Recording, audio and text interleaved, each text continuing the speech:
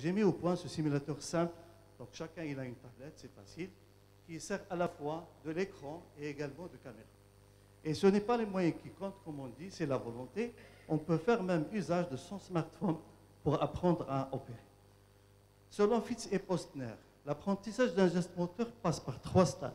Le stade cognitif, le geste il est mal fait. L'associatif, il est fait correctement avec fluidité. Et enfin, l'automatisation, c'est en ce moment-là qu'un joueur est autorisé à jouer un match officiel. Et ceci peut être également dans notre apprentissage chirurgical. L'apprentissage passe également par des gestes, des niveaux, des gestes de base, les sutures, les procédures et comment gérer certaines complications. Donc, le premier étape de training, c'est la basic skills. Vous savez qu'un oscilloscopiste, c'est un cyclope qui voit avec un seul parce qu'il est privé de la vision tridimensionnelle. Il opère les mains plâtrées parce que les gestes de base, les gestes sont vraiment très réduits. Donc, j'ai mis au point ces exercices simples permettant aux novices de se familiariser avec la vision bidimensionnelle, de se repérer dans l'espace, de travailler avec les deux mains. Donc, vous avez remarqué que c'est des choses simples, des aiguilles, on n'a pas besoin de... Également d'apprendre l'art de la dissection par le ciseau, également de se familiariser avec la pose des clips. Donc c'est des choses très simples permettant à un novice d'apprendre les gestes de base qui sont en fait, c'est eux qui vont le pousser à faire les procédures chirurgicales. La deuxième étape de cet apprentissage, comme j'ai dit tout à l'heure, c'est les sutures. Donc ça, vous avez remarqué, c'est des choses très très simples. Deuxième niveau de ce training, c'est les sutures. Donc, avec une première étape, ce qui est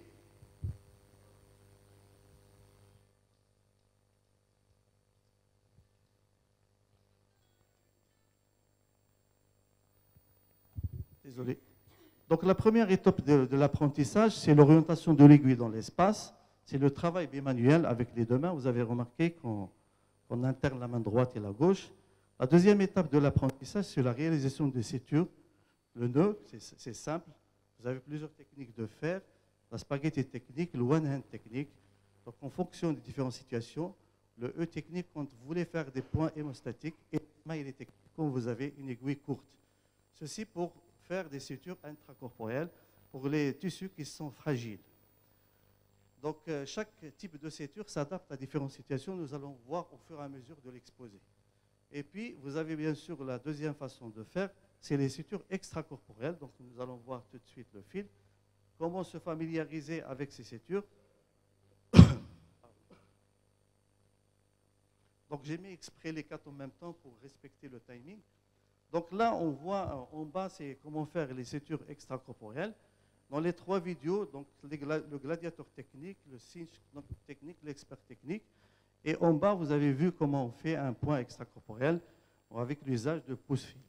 C'est pour dire finalement, pour faire de la chirurgie avancée, il faut maîtriser les sutures. C'est quelque chose qui est fondamental et qui est très important. Donc sans les sutures, on ne peut pas avancer et c'est quelque chose qui est très très important. Le niveau 3 d'apprentissage, c'est la réalisation des procédures. Et vous savez plus que moi que le premier temps opératoire, c'est le pneumopéritoine. Donc j'ai mis au point ce simulateur simple permettant aux novices de sentir les 3 clics quand ils piquent avec l'aiguille de Vérèse au niveau de l'hypocondre gauche et également comment se familiariser avec la pose de premier trocar. Donc on va sentir exactement ce pneumopéritoine, on va exercer cette force et finalement il va se familiariser comment poser les trocars opératoires, bien sûr, qui sont sous vision. Vous savez que les complications les plus fréquentes, c'est au cours de ce temps. Le troisième temps, donc j'ai mis au point ces modèles anatomiques dont j'en parlais et qui permettra bien sûr à l'apprenant d'apprendre ces gestes. Ceci commence par la chose la plus simple qui est la chirurgie de l'index. Donc ça c'est un exemple d'un kyste dermoïde. Vous avez vu exprès, j'ai mis les 2 vidéos en même temps, la simulation à gauche et la chirurgie réelle à droite. J'ai utilisé les mêmes instruments, j'ai essayé de synchroniser les mêmes gestes pour dire finalement si on arrive à faire celui de gauche, d'ailleurs avec une grande sécurité, sans risque pour la patiente, on arrivera à faire certainement à droite. Donc bien sûr, c'est un excellent exercice pour la dissection et il faut surtout ne pas prendre le kyste et pour mettre dans l'ambiance quelques cheveux et un gel d'échographie. Donc c'est exactement, je répète, les mêmes temps opératoires et fermeture de l'ovaire si c'est nécessaire.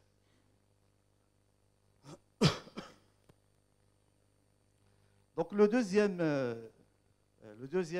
procédure que je vais vous présenter, c'est la myomectomie. Et comme vous le savez plus que moi, qu'actuellement, pour réduire le saignement péropératoire, on procède à la ligature de l'artère utérine à l'origine. Donc là, on repère l'urtère 2 cm au-dessus, donc on ouvre le péritoine. C'est un gant, ça c'est un gant. Et j'ai caricaturé l'urtère avec une sonde urinaire qui est en jaune. Vous avez l'artère hypogastrique, vous avez l'artère utérine, et en haut, vous avez l'artère ombilicale. Donc là, vous avez le croisement entre l'artère utérine et l'urtère, et on pose le clip, bien sûr, avec sécurité sur l'artère utérine.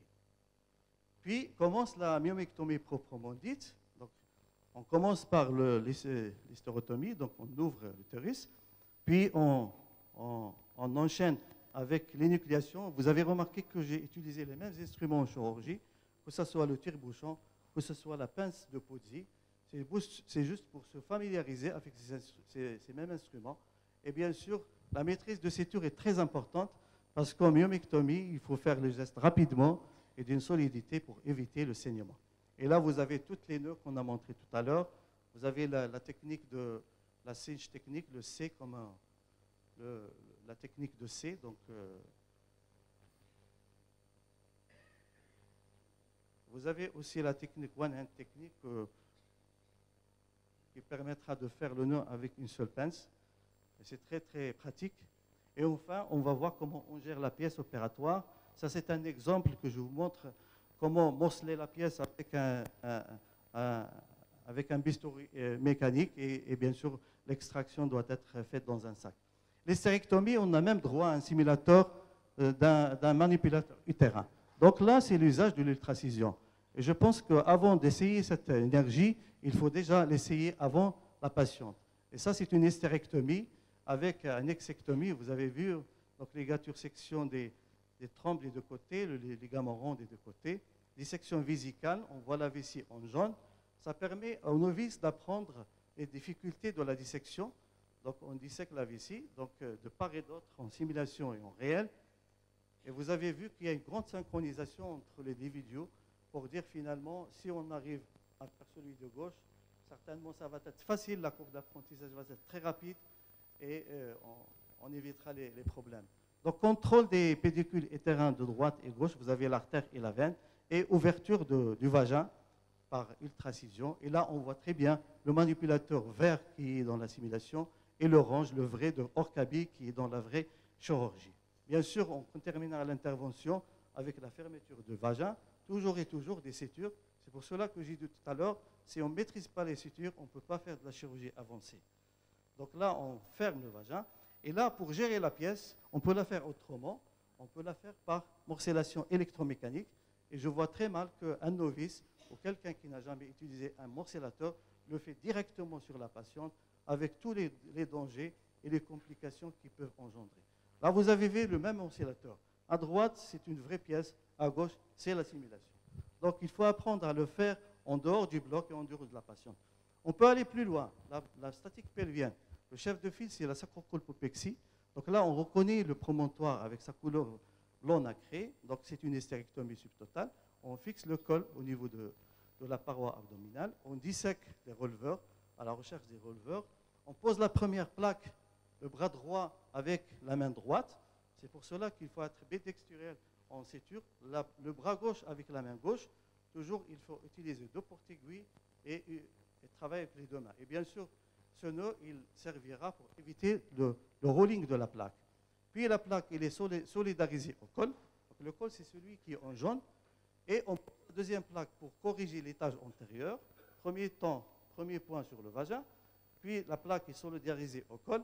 Et on récupère les deux plaques en sous-péritoniales qui vont être fixées, bien sûr, au niveau de promontoire. Et on finira l'intervention par une péritonisation, évitant, bien sûr, l'exposition de la plaque. La deuxième intervention, je vais anticiper, c'est la statique pelvienne toujours, quand on a une incontinence urinaire. Vous savez que c'est le BORS, c'est le chef de file. On ouvre le péritoine de part et d'autre de l'artère ombilicale pour tomber directement dans un espace avasculaire qui est l'espace de Retzus.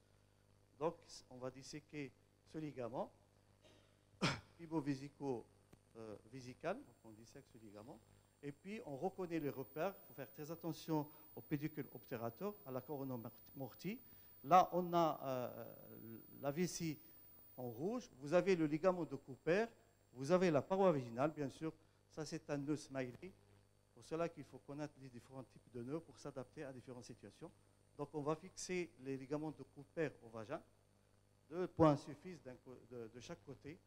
Et ceci, ça c'est l'arc tendineux de fascia pelvien, donc je l'ai caricaturé en jaune.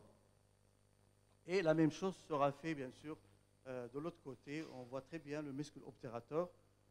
Et ça permettra bien sûr aux débutants de se rappeler de cette anatomie, parce que, comme on dit, faire c'est mieux que de voir et faire c'est mieux que de lire. Donc quand on fait ça et on se rappelle toute sa vie de cette anatomie, on va maîtriser encore ces gestes.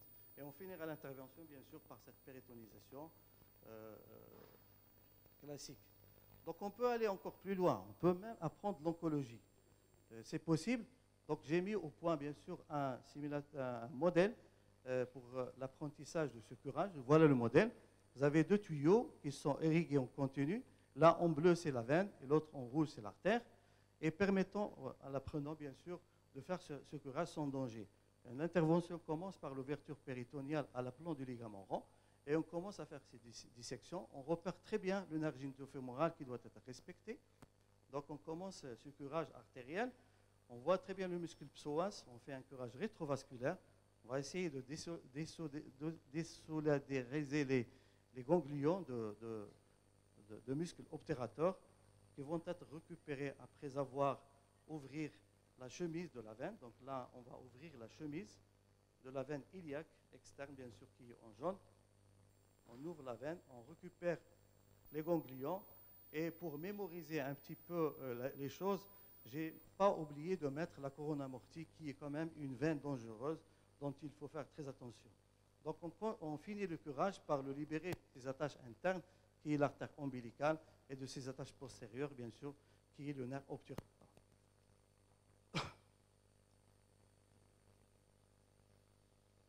Donc ça, c'est le nerf obturator. Et ça, c'est le dernier relais ganglionnaire, c'est les ganglions artériels. Donc on va récupérer ces ganglions. Le niveau 4 de ces traînées, comment gérer les complications. Et le meilleur exemple, c'est l'aéronautique, avec ce pilote chevronné qui a pu sauver 155 passagers en faisant cet amérissage sur le Hudson, parce qu'il s'est déjà entraîné sur ce genre de situation. C'est valable pour nous. On n'est pas confronté à des situations graves d'artères, de lésions vasculaires. Il faut savoir avoir cette checklist, comment gérer la situation. Bien sûr, la première des choses, c'est le clippage. On pose de part et d'autre des clips de Bulldog. Et ceci permettra bien sûr de rétablir, de suturer l'artère. Ce n'est pas aussi simple, je le sais. Mais au moins, on a la checklist, on a la procédure à suivre en cas de lésion. Et on ne veut pas que ça ne sur la tête. Et là, on sera très stressé, on ne sait pas quoi faire. Et parfois, on peut même perdre la patiente. Le message à passer, c'est pour dire finalement que l'assimilation, ce n'est pas uniquement l'apanage de débutants, c'est aussi l'expert. L'expert, il doit s'entraîner. C'est comme font les pilotes, même s'ils ont des années et des années d'expérience derrière eux, ils font des reformations dans l'assimilation.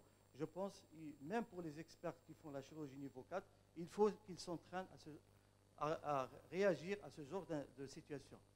Enfin, une autre complication, mais qui se passe cette fois-ci en froid, pas comme celle-là, c'est de faire l'anastomose termino-terminale.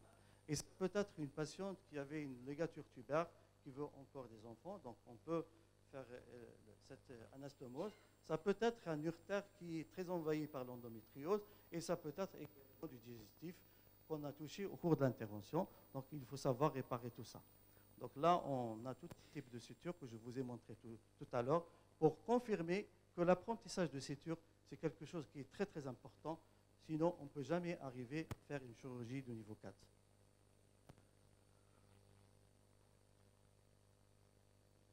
Donc l'hystéroscopie, elle a une place. C'est une autre façon d'opérer. Donc j'ai mis en place également ce simulateur modeste d'hystéroscopie, permettant aux novices d'abord de se familiariser avec la forbicuité, de manier la caméra 30 degrés et de se repérer dans cet espace virtuel qui est l'utérus par des exercices très très simples. Vous avez vu l'exercice en bas, c'est un jeu d'épingles, on pose puis on retire. En haut, comment chercher un stérilet qui est perdu. En haut à droite, comment cathétériser un ostéum tubaire qui est fermé. Et pourquoi pas retirer un polype par un ciseau mécanique. Donc, dommage, c'est la vitesse, elle est pour respecter le temps. Sinon, comment se souvenir?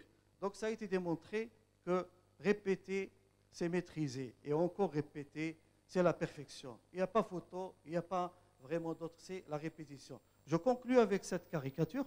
Le malade demande à son chirurgien, est-ce que vous avez fait déjà ce genre d'intervention? Le chirurgien répond, non, ne vous inquiétez pas, je l'ai déjà fait sur simulateur.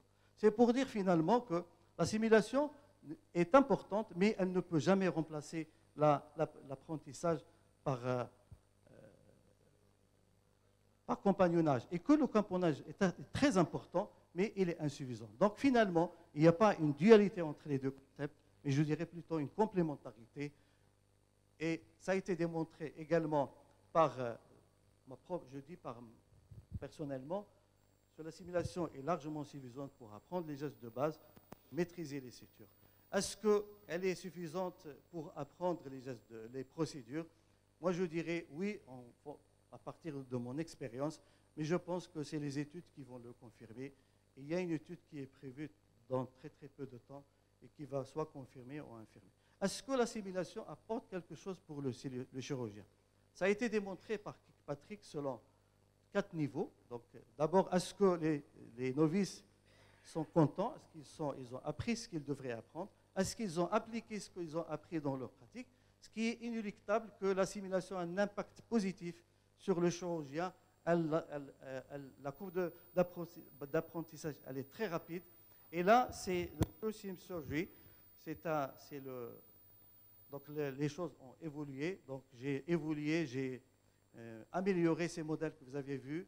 Donc, le nom, c'est True Surgery, donc, qui est un nom de la marque et qui va être certainement validé dans 4 centres. D'abord au CECE à Clermont-Ferrand, chez nous à Oujda, et 2 études qui sont également au Liban et une 4e étude à la Cleveland Clinic en Floride aux États-Unis.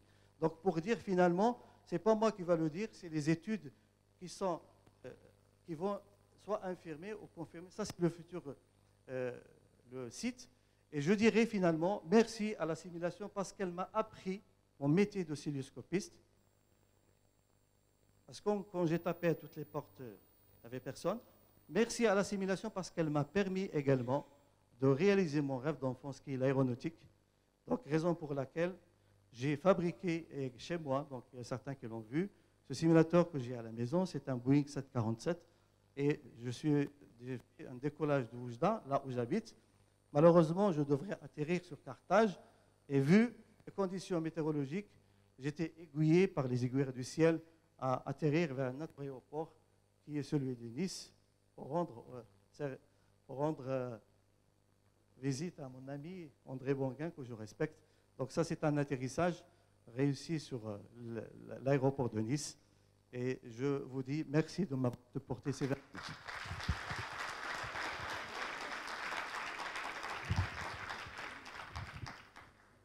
Merci, Dr Hamza, pour cet excellent exposé. Et je demande l'assistance, donc 2 questions rapidement pour passer à la deuxième.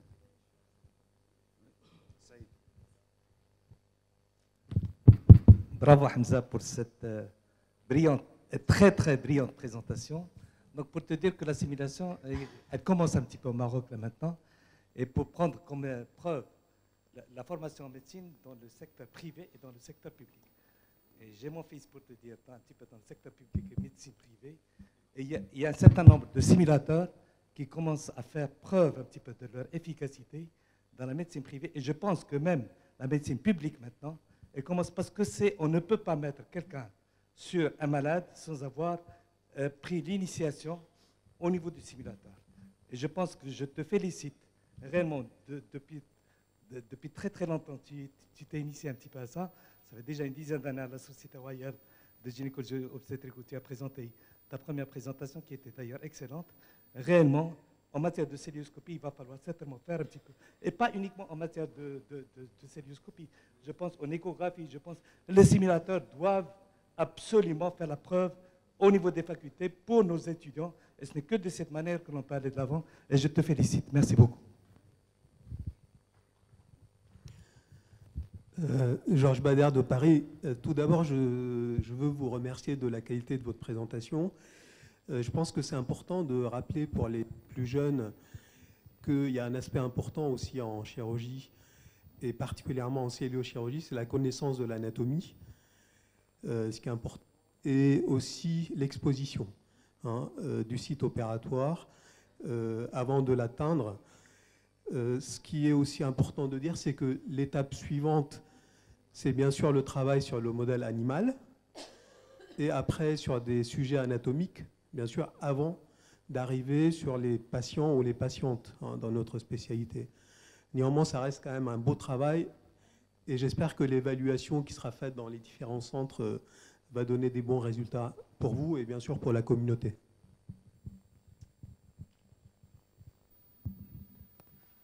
Ce que j'ai présenté tout à l'heure, c'est des premiers modèles. Les modèles actuels, personne n'a encore vu ces modèles parce que justement, j'avais honte d'en parler. Comme je vous ai dit tout à l'heure, j'avais honte. Et j'ai fait des rencontres un petit peu intéressantes en Italie. J'ai présenté ce travail. J'ai rencontré Nicolas Bordel. Donc, ils m'ont fait des remarques. J'ai tout modifié. J'ai repris l'anatomie coupé-collé avec saignement. Et on est en train de faire un travail sur ce qu'on appelle les 10 steps. C'est-à-dire qu'à Clermont-Ferrand, toutes les interventions vont être en 10 étapes. Et je suis en train de reproduire la même chose, la même anatomie, la même gestuelle en simulation.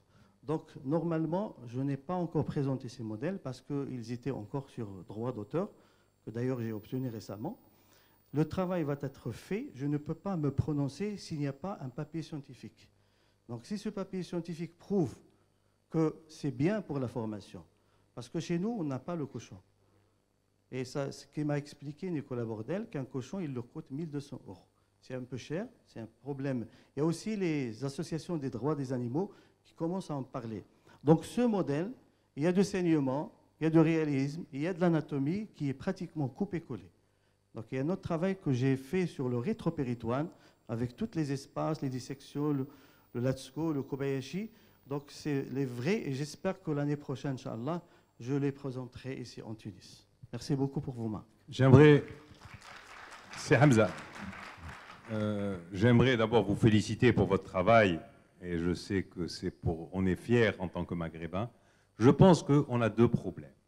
Dans l'apprentissage de la chirurgie, chez nous, pays musulmans, c'est le système tabou de la dissection sur cadavre. C'est le problème qui se pose en Algérie, qui a été pratiquement abandonné. Donc on apprend directement par compagnonnage et in vivo. Vous êtes en train d'inventer et de créer une nouvelle avancée pour les jeunes chirurgiens maghrébins, j'espère. Et ça, on en est très fiers, et je pense qu'on ne peut pas évoluer malgré tout le compagnonnage, et on est dans des centres anti-cancer, on a été dans des centres, etc., en regardant et en valvant, que ce soit en laparoscopie, qui est beaucoup plus difficile parce que c'est la personne qui tient la caméra et nous, on est derrière, et la personne qui fait le geste, ça permet aux jeunes chirurgiens vraiment d'évoluer, d'apprendre. Et je pense que ça va être une révolution. Je suis sûr que ça va marcher. Et on l'espère pour nous tous. Merci encore une fois, Dr Hamza.